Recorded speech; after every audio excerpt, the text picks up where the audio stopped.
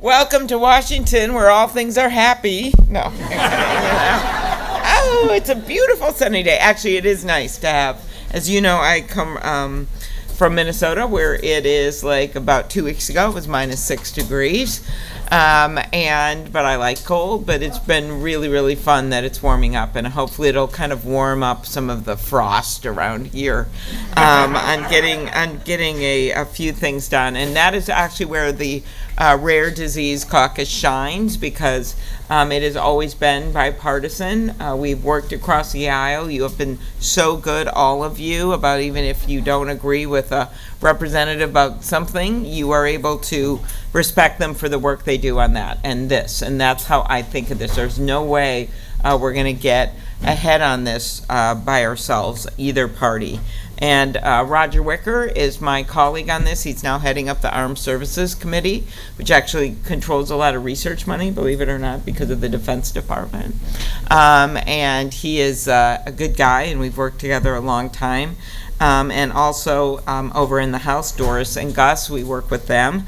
And I just want to thank you for coming to Washington to advocate. There is no one better than people that either personally have an experience with a rare disease, have an experience in their family, or have friends or neighbors. And it matters. I've had passed so many bills. I remember an adoption bill I did once of a family from the Philippines. It just was like Sound of Music of the Philippines, but there was like 9 kids, and 2 of them had aged out. They were 16, and the law said they couldn't come in, but the other kids could, and the parents couldn't decide. They had a video of the family of 9, and they walked around all the members' offices, mostly meeting with staff, and showed them the video of the 9 kids and the 2 that were going to be left behind. And everyone would start to cry when they watched the video. And then I started getting calls, okay, we'll go for your bill. All right. And we literally changed history on adoptions by allowing older kids to come with younger when they got adopted. So that's just one example. There's countless examples of individuals making a difference, especially when there's so much crap out there on social media and negativity. Having a real person come or talk to you on the phone or tell their story even via email, it really matters. I think you know the numbers, more than 10,000 known rare diseases, 30 million people living with a rare disease, yet no treatment for 95% of the rare diseases. And while those are the numbers, we know this fight is about real people. Real people like some of the Minnesotans I met downstairs. I think they're still coming up in the elevator. Oh, they got in, yeah. Yay! As well as Abby Hauser. Is Abby around? She's someone I worked with significantly. 4 minutes away. So should I filibuster? That's what we do. Abby is someone that I got to know well, and I think you know her story. She has been living with a condition that causes chronic pain, frequent bruising, other symptoms, but she never has let it hold her down. She's an Every Life board member, and as you know, not to mention a marathon finisher, better than I've ever done, and in her words, an occasional superhero. I have to disagree with her on that, because she's not just an occasional superhero. She is a superhero just as all of you are. And we owe it to Abby and the millions of Americans like her to keep working toward life-changing and life-saving treatments and cures. So we set up this Rare Disease Caucus because we felt you needed a voice. Because it's hard to get a voice sometimes in medical trials, it's hard to get a voice in doctor's office, and so you need a voice in Congress. And my colleagues and I have worked for years to increase NIH funding, and we have done that year after year after year. And now, of course, well, we'll get to that in a minute.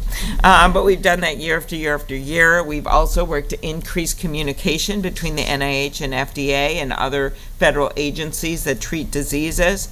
I'm really concerned that some of these workers have been let go across lines. I understand when, someone comes in and you're new running a business, you sometimes say, okay, I don't think we need to have this function anymore. We're going to change this line of business. That's normal, and people lose their jobs, but you do that based on merit, and you do it based on where you want to make the cuts.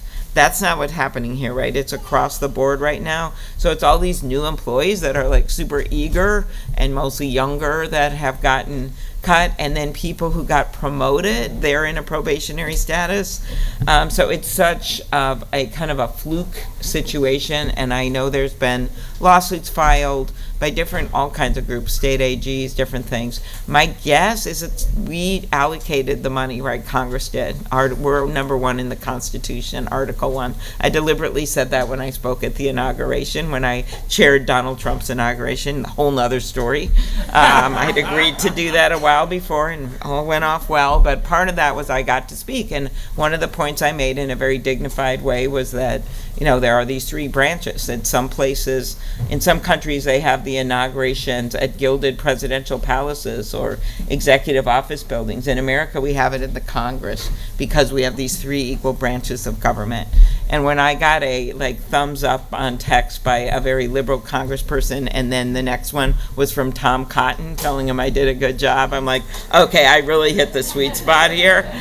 Because it is important for both Democrats and Republicans to assert themselves in these budget battles. And your caucus has been especially effective in working with members of Congress. So I just want you not to give up on that, because actually one of the ways as we go forward into the next budget and make sure that the money comes out from the last budget, but as we go forward in the next one, we actually have the power of the purse in Congress, and so you need to make your voices heard. And I know there are a number of Republicans, including Susan Collins, who's worked on sort of this area. We've done a lot on Alzheimer's, which is, of course, not a rare disease, but does a lot in the disease area, and is head of appropriations. They have some really strong feelings about the role of Congress here. So I'm going to keep pushing for that increase that we want, but we're going to have to do everything to stop cuts. We had a big win on the front. Oh, yes, thank you. We had a big win on that front last year in terms of innovation when the FDA established our country's first ever rare disease innovation hub, which will improve transparency for researchers and ensure patients and families have a seat at the table. You know what they say in Washington, if you're not at the table, you're on the menu. And so you actually want to be able to have that seat at the table, especially in the rare disease world where you want to get these treatments out faster. And to build on that progress, I'm introducing a bill this week. Where's Ruth, our trusted health expert? There she is right there. She does great work for me. Introducing a bill this week with my Rare Disease Caucus co-chairs to provide funding for the hub's work and encourage communication between the hub, the patients, and the scientists. This hub,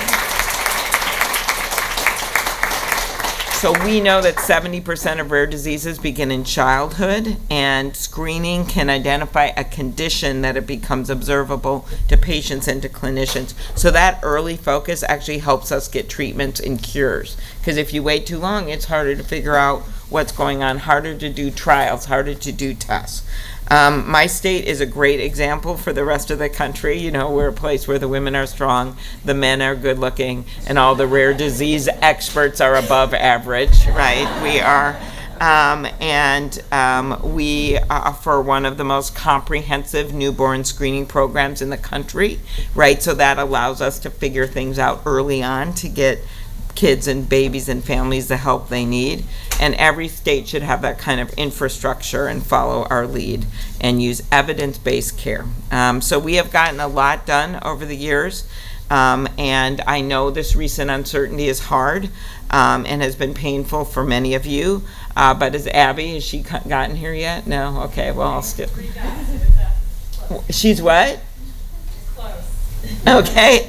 But as Abby has said, she what? She's entered the building? Okay, well, I can filibuster a little bit here. No, I have to go. I am chairing a meeting with the tax chair at exactly 9 o'clock over there. So, yeah, and I don't want to be late because, all this stuff. You got to be nice, right? So, but as Abby has said, our imaginations are capable of stretching beyond this hurt, and we see the visions of a future where rare disease remains a priority. So you are the ones that make me know that future and that imagination is possible, and I want to thank you for that. And I think we just need a little bit more imagination in Washington, D.C. We also need a little bit more goodwill. And I cannot think of a better group to remind people of that goodwill matters and that these differences people have from each other has to be put aside, because the things that unites us, like our kids and curing diseases and the strength of our country, are so much bigger than what divides us. So with that, thank you so much for having me. Keep up the great work. All right.